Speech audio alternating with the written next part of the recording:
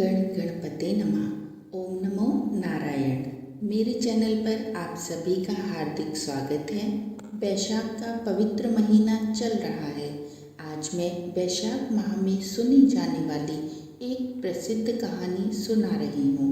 वैशाख के महीने में पूरे महीने इस कहानी को सुना जाता है। ये है एक राजा और बांदरी की कहानी। कहानी आरंभ करने से पहले आप सभी से अनुरोध है कि मेरे चैनल को लाइक, शेयर और सब्सक्राइब कर लें और बेल आइकन को दबाकर उसे ऑल पर सेट कर लें। तो अब हम अपनी कहानी को आरंभ करते हैं। बहुत समय पहले की बात है। एक राजा था।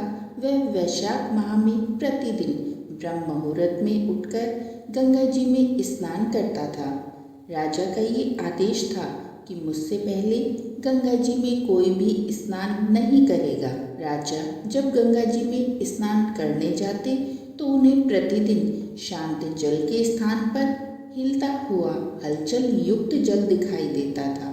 तो राजा को ये संदेह होता था कि निश्चय ही मुझसे पहले कोई प्रतिदिन गंगा जी में स्नान करता है।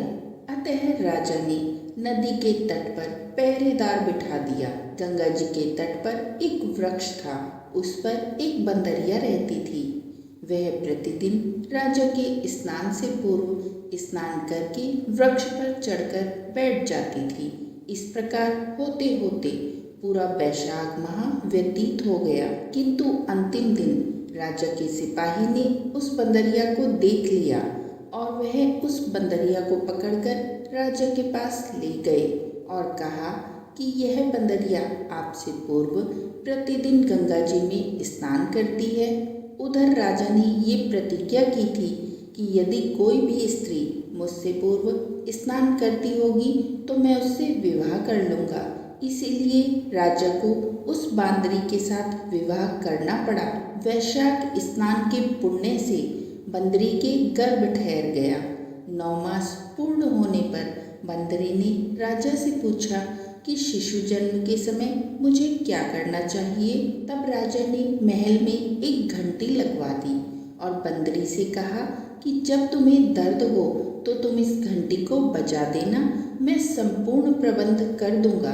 राजा की अन्य रानियां भी थी, उनकी कोई संतान नहीं थी। बांदरी को गर्भ है यह समाचार जानकर अन्य रानियां मन ही मन उस बांदरी से ईर्ष्या करने लगी और भावी संतान का नाश करने हेतु विभिन्न योजनाएं बनाने लगी। घंटी लगी देखकर एक रानी ने बंदरी से इसका कारण पूछा। तब बंदरी ने संपूर्ण वृतांत बता दिया। रानी ने बहकाया कि एक बार घंटी बजाकर तो देखो राजा आते हैं या नहीं। बंदरी ने घंटी बजाई तो राजा दौड़े दौड़े महल में आ गए और घंटी बजाने का कारण पूछा। इस पर बंदरी ने उत्तर दिया कि मैंने तो रानियों के कहने पर घंटी बजाई थी। तब रानियों ने राजा से कहा कि यह तो पशु है और न जाने कितनी बार घंटी बजाएगी। इस प्रकार कहकर उन्होंने घंटी को हटवा दिया। कुछ दिनों के बाद बंदरी के शिशु जन्म का समय आया तो उसने अन्य रानियों से पूछा कि मैं क्या करूं। तब रानी ने कहा कि तुम आंखों पर पट्टी बांधकर सो जाओ। बंदरी के वैशाख माह के स्नान के पुण्य और प्रताप के रूप में एक सुंदर पुत्र हुआ था। शिशु के जन्म होते ही उसके रोने से पूर्व ही रानियों ने उसे एक टोकरी में रखकर दासी को दे दिया और आदेश दिया कि इसे नदी में बहाकर आओ और उस शिशु के स्थान पर एक पत्थर रख दिया। राजा को भी कहलवा दिया कि बंदरी ने पत्थर को जन्म दिया है। राजा ने सुना तो उन्होंने भी संतोष कर लिया कि जब दूसरी रानियों के संतान नहीं है तो यह तो एक बंदरी है, इसके क्या संतान होगी। उधर दासी ने उस सुंदर शिशु को नदी में न बहाकर कुम्हार के खंडड़ में रख दिया। दूसरे दिन कुम्हार और कुम्हारिन खंडड़ में आए तो वहाँ एक सुंदर शिशु को रोते हुए देखा। कुम्हार कुम्हारिन भी निसंतान थे। उन्होंने उस शिशु को अपने लिए भेजी गई भगवान की भेंट माना और बड़े प्रेम से उस शिशु का पालन पोषण करने लगे। कुछ बड़ा होने पर बालक को यह ज्ञात हुआ कि वह एक रानी बंदरी का पुत्र है जिसको रानियों ने मरवाना चाहा था।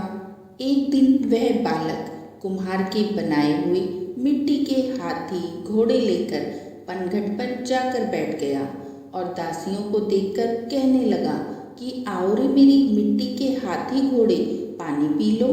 जब दासियों ने यह बात सुनी तो वह हंसने लगी और बोली, अरे मूर्ख, कभी मिट्टी के हाथी घोड़े भी पानी पीते हैं? इस पर उस बालक ने कहा कि कभी बंदरी के भी पत्थर जन्म लेता है क्या? उस बालक की यह बात दासियों ने जाकर महल में कही। तब रानियों ने दूसरे दिन विष मिलाकर लड्डू भेज दिए। ईश्वर की कृपा से लड्डू गोंद और बादाम के हो गए और उन लड्डू को खाने से उस लड़के की मृत्यु नहीं हुई। यह समाचार दासी ने रानी को कहा और रानी ने राजा से कहकर कुम्हार को देश निकाला दिलवा दिया। कुम्हार वन में रहने लगा।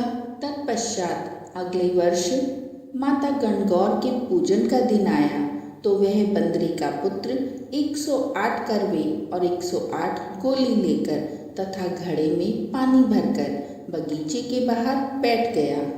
उधर राजा की और साहूकार की पुत्रियां गणगौर बनाने के लिए मिट्टी लेने के लिए आई तथा बगीचे में खेलने और झूमने लगी। इस कारण कुछ समय बाद उन्हें प्यास लगी।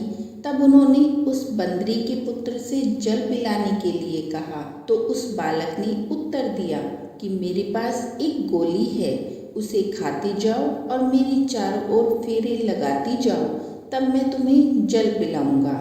इस पर पहले तो कन्याओं ने मना कर दिया, किंतु उन्हें प्यास बहुत तीव्र लगी हुई थी। प्यास तीव्र होने के कारण वे मान गई। इस प्रकार गोली खाने और उस युवक के साथ फेरे लेने से वह गर्भवती हो गई। बाद में जब उनके माता पिता को यह ज्ञात हुआ तो वह सभी कुम्हार के पास आए और संपूर्ण वृतांत सुनाया तथा कहा कि तेरे पुत्र ने हमारी कन्याओं से विवाह किया है, अब तुझे इन्हें अपने पास रखना होगा।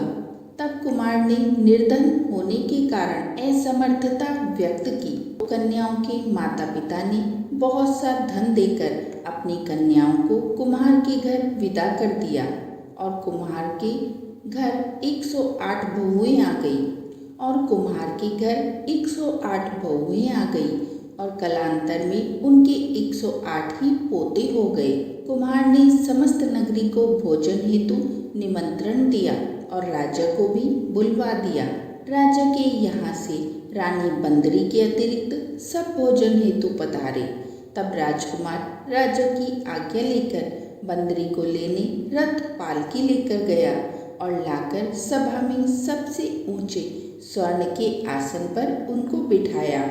राजकुमार ने अपनी सभी पत्नियों को समझा दिया था कि बंदरी ने मुझे जन्म दिया है, बंदरी मुझे जन्म देने वाली माता हैं।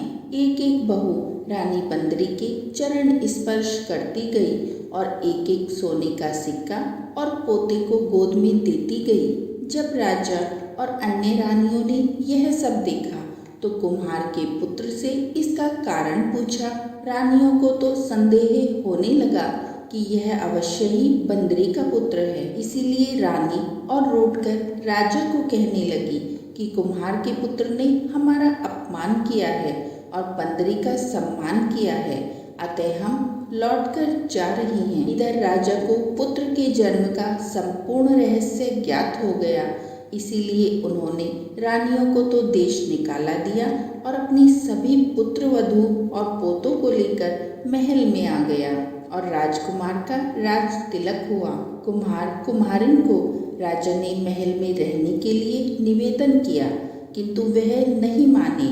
तब राजा ने उन्हें ढेर सारा धन दिया।